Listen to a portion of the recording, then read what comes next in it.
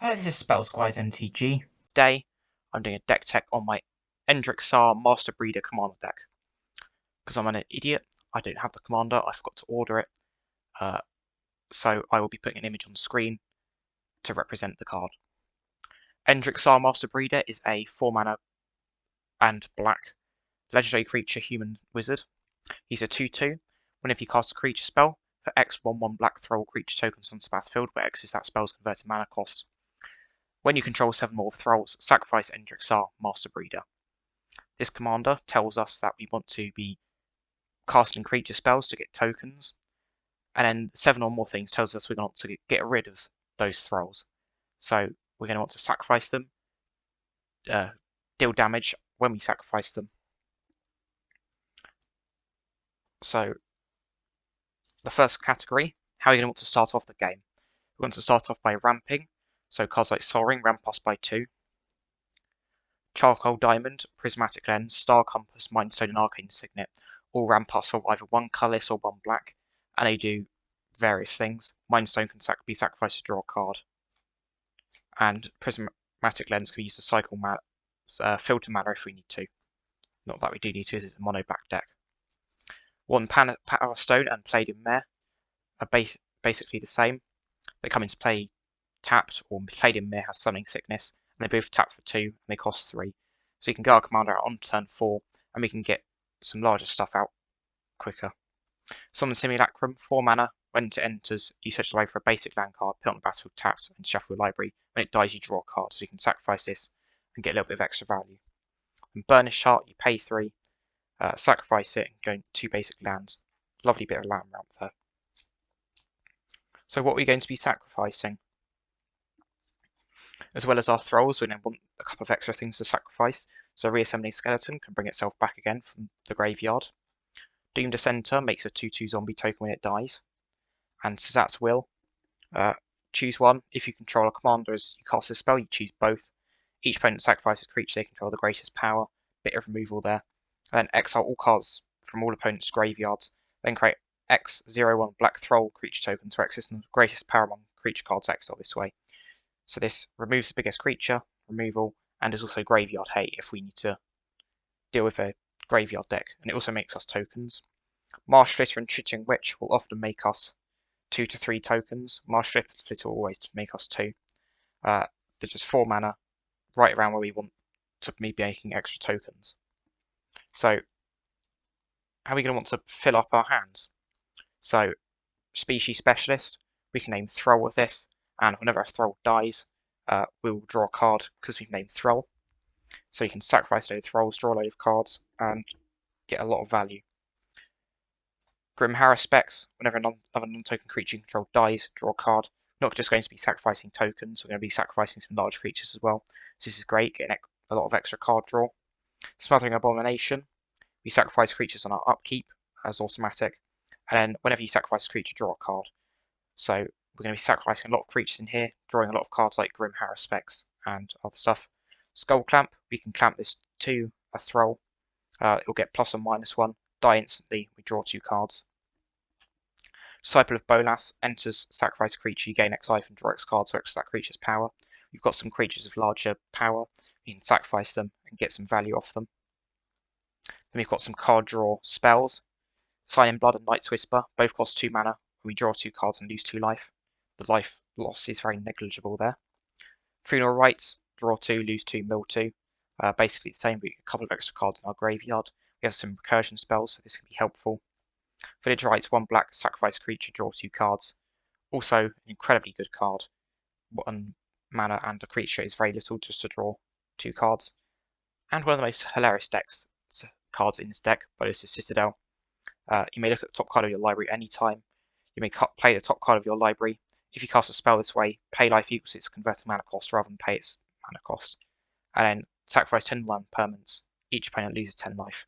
So if this card, we can cast a lot of cards off the top of our library for life. We've got life gain in this. We've got things like the Sarah Seer and Woe Strider, which sacrifice creatures, scry 1. We can get rid of lands we don't want to play. And it's just an incredibly powerful card we can use to finish off the game. So if we're going to be sacrificing a lot of creatures, why are we going to be wanting to sacrifice them?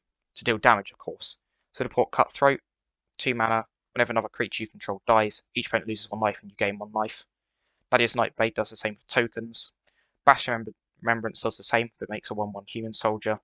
Vindictive Vampire does the same as well. It deals 1 damage and you gain a life. So these are great because we can sacrifice a lot of thralls, deal 20 or so damage to our opponent if we've got 2 of them, and gradually kill them by attrition. Because also the thralls are pretty good blockers, so you can just put our thralls in front of creatures and then gradually whistle down our opponent's life totals with these. So Comrade the Grim, all-star in a deck. Whenever another creature dies, or a creature card is put into a graveyard from anywhere other than the battlefield, or a creature card leaves your graveyard, it deals 1 damage to each opponent. It can mill up opponents as well, everyone. So when we reanimate a creature, sacrifice a creature, or opponent has a mill deck, for example, which is a rare occurrence but could happen, we're punishing them. So let's say sacrifice 6 creatures who do 6 damage, and let's say we recur a creature with something like Whisper Blood Liturgist, we'll do 3 damage because we're sacrificing 2 creatures and we're bringing 1 back, so a creature card leaves the graveyard. We mentioned about sacrificing creatures, but how are we going to sacrifice them? For Sear, 1 black, sacrifice a creature, scry 1. Incredibly good card there. Carrion Feeder, 1 black, it can't block. However, you sacrifice a creature and put Possum counter on it, so this grows over the game, so you sacrifice more and more creatures. Woe Strider, when it enters, we make a goat token. This can be used to be sacrificed, and it can also escape, so if someone kills it, we can then bring it back again. Grafted Wargear, 3 mana, gives it +3/+2, and it's got Equip 0, and when it becomes unattached from a permanent, sacrifice that permanent. So what we can do is attach this to a Thrall, then unattach it, and attach it to another creature. We have to sacrifice it, so it's a Sorcery Seed sacrifice outlet. We just go down the chain, attaching this to creatures, and then just keep on killing stuff.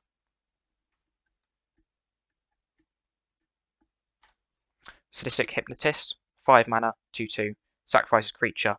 Target player discards 2 cards from his or her hand. You can only do this at sorcery speed. With this, we're going to have 6 or so thralls at one time. We can sacrifice this, get 12 cards from opponent's hands. We can make one person discard all the cards in their hand, and we can just stop our opponents from playing this game, put the board on lock. Very, very mean card. Then Priest of Forgotten Gods, 2 mana, sacrifice 2 other creatures, any number of target players each lose 2 life, and sacrifice a creature, you add 2 black and draw a card. With this, it is attrition, we remove our opponent's stuff, and we get mana and card advantage from it as well. So talking about making opponents sacrifice creatures, Demon's Disciple, Plague Crafter, and Fleshbag Marauder all make each player sacrifice a creature when they enter. So you can play one of these, make 3 thralls, sacrifice a thrall, and our opponents have to remove creatures. This gets around hexproof, indestructible, etc. So once you've killed our creatures, we may want to bring them back. So we've got a couple of removal spells, more than a couple. We've got quite a few. Victimize, 2 and a black, choose target creature cards in the graveyard. In your graveyard, sacrifice a creature. If you do, return the chosen cards to the battlefield tapped. This one, sacrificing a thrall is negligible to get back some of our biggest creatures, so you can bring back things like Senga the Dark Baron and the Song Comrade the Grim to the battlefield at the same time. Or get back Meteor Golem and get some removal, as well as bring back anything else we have in our graveyard. 3 mana for 2 creatures from our graveyard is incredibly powerful. And then Blood for Bones is Worst Brother, 3 and a black. This additional cost this spell, sacrifice a creature. Return target creature card from the graveyard to the battlefield, then return another target creature card from the graveyard to your hand. This one we get back 2 creatures, 1 goes to our hand. Not as good, but it's still definitely worth it in this deck. Dread Return, 4 mana. Return target creature card from the graveyard to the battlefield. Flashback, sacrifice 3 creatures. This one we can cast it, bring something large back, and then cast it immediately again if we have 3 creatures, which allows us to get insane value and a lot of death triggers as well, with just a single Dread Return. Linear Death's Majesty, we don't really care about the +1 and the -3. The ultimate is a board wipe, but it's not very good. +1, create a 2/2 black zombie creature token that can be sacrificed, and also mills 2, which fuels our -3. And a -3, return target creature card from the graveyard to the battlefield. That creature is a black zombie in addition to its other colours and types. So this one we can recur anything in our graveyard, like I said before. Get back something more than 5 CMC, and it's definitely worth it. And if we can get survive long enough, we can bring back 2 stuff, which I have got to do before. Whisper, Blood Liturgist, this is a repeatable graveyard recursion. Sacrifice 2 creatures, return target creature card from the graveyard to the battlefield. So this one, we got a lot of death triggers from it again. And we get to recur some of our larger stuff and point targets away from the Whisper, which is really providing us the value in the deck. And Sepulchral Primordial, 7 mana, Intimidate. This creature can't be blocked except by artifact creatures and all creatures that share a colour type with it. And then when Sepulchral Primordial enters the battlefield, for each opponent, you may put up to 1 target creature card from that player's graveyard onto the battlefield under your control. This one, we're going to be killing a lot of our opponent's creatures, so you have a lot of removal in this deck. And we make our opponents sacrifice creatures a lot. This can be used to bring back some of their bigger creatures, finish off the game using their Avengers of Zendikar or something like that. Next up, we have the cards which, when creatures die, we get a benefit. They don't deal damage though. So Signet the Dark Baron, whenever a creature dies, put 2+++ counters on it. A lot of creatures can be dying when we kill a lot of our opponent's creatures. So this card just facilitates that, and we can smack our opponents for 30 or something, which I have done before. So pretty good card there. The other part of it, whenever a player loses the game, you gain life equals that player's life total as the turn began. Not quite as important, but we can still use the life gain if we need to.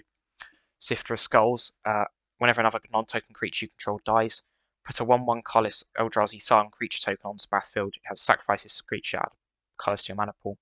We're going to be sacrificing a lot of creatures and not necessarily tokens, so you can get mana of this and have bigger turns earlier on. Open the Graves, whenever another non-token creature you control dies, make a 2/2 black zombie. Yet again, more things to sacrifice. Nightmare Shepherd, whenever a non-token creature dies, we exile it, and then return. We may exile it, so we don't have to do it. And then you get to create a 1/1 copy of it, except it's a nightmare. So if this, let's say we killed off Chittering Witch or something, we can go to our graveyard, we exile it, and then make a token copy of it, and we get all our rats again. And then Ogre Slumlord, whenever a non-token creature dies, this is anybody, we make a 1/1 black rat, and then rats you control have Death Touch. That can make really, really good blockers. Because they have Death Touch, people aren't going to want to attack into us and send the damage away from us. And we're also killing a lot of everyone's creatures. Next we have our tutor cards. Not much to say about these. We have Grim Tutor and Wishclaw Talisman. They both search the library for a card in either way for 3 mana. So we can find Bolas's Citadel, Grey Merchant of Asphodel if we want to finish off the game. We can just find our game-winning cards or a part of the deck which we don't have, so either a Sacrifice Outlet, a Damage Dealer, or Token Creator if we don't have one. Ravenous Chupacabra, 4 mana, when it enters destroy target creature, we can recur this, kill stuff. 2 black mana, this will often cost to destroy target creature. Again, very underrated card from Theros Beyond Death there. Cavalier of Night, 2 triple black, when it enters sacrifice another creature, it's got lifelink, and if you do sacrifice another creature, destroy target creature an opponent controls. So you can sacrifice something of ours, knock out something our opponent controls. Comrade loves this card, because also when it dies, we return creature card with CMC 3 or less from our graveyard to battlefield. So people are less likely to kill this, because we're going to get some value out of it. Shriekmaw, 5 mana, when it enters, destroy target non-artifact, non-black creature, and it's also got Evoke for 2. So if we do evoke this, we get 5 thralls from this, which is more stuff to sacrifice, which is great for us. And then Meteor Golem. There's not much enchantment or artifact removal in black, so this card, destroy target non-land permanent components controls, we can get around the inability to deal with those permanent types. I would have also put a Feed the Swarm in this deck and find something else to take out of it, mainly because I couldn't get a Feed the Swarm, but that card, destroy target creature and enchantment, an opponent controls, you lose life equals that card's mana value. So this again allows us to deal with stuff outside our collars. And if you have one or can get hold of one, definitely do so. So the next category is board wipes. This is more of the boring end again. However, our board wipes are probably some of the more interesting ones. Massacre Worm. When it's battlefield, all creatures your opponents control get -2/-2. Whenever a creature an opponent controls dies, that player loses 2 life. This one, our opponent's going to have may have tokens or something like that. We can use this,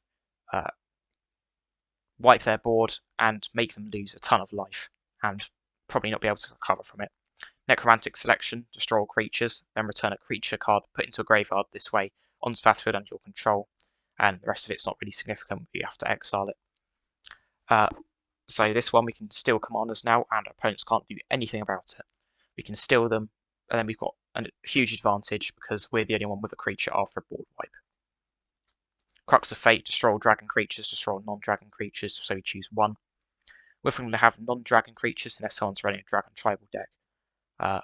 I have one, but nobody in my meta has, so it's often all non-dragon creatures. We don't have any dragons in here, but 5 mana for a board wipe is still very good. Languish, all creatures get -4/-4. Simple, gets rid of indestructible, hexproof, etc. Massacre Girl, it's a 5 mana 4/4 with menace. When it enters, all creatures get -1/-1 to end the turn. Thralls are 1/1s, and then whenever a creature dies this turn, each creature gets, other than Massacre, gets -1/-1 to end the turn. With this, we can just completely wipe the board, get around indestructible, and often make our opponents very annoyed because you have a large threat, and we just wipe their board. As 4/4 of menace, often more difficult to block, and 4/4 is a reasonable size. Kai's Ghost Form, this is a miscellaneous category. 1 black, enchant creature or painful control. So if this, we can put on Liliana if you want to protect it, if you want to. And then when enchanted permanent dies, it's put into exile, return that card's battlefield under control. This just allows us to get card value from cards which are going to die anyway, or a very large threat which our opponents need to remove. We can put this on here, they're less likely to remove it because it'll just come straight back again. Then Grey Merchant of Asphodel, when it enters, each opponent loses X life and you gain X life where X is your devotion, or you gain that much life where X is the amount of life lost this way. And then X is your devotion to black.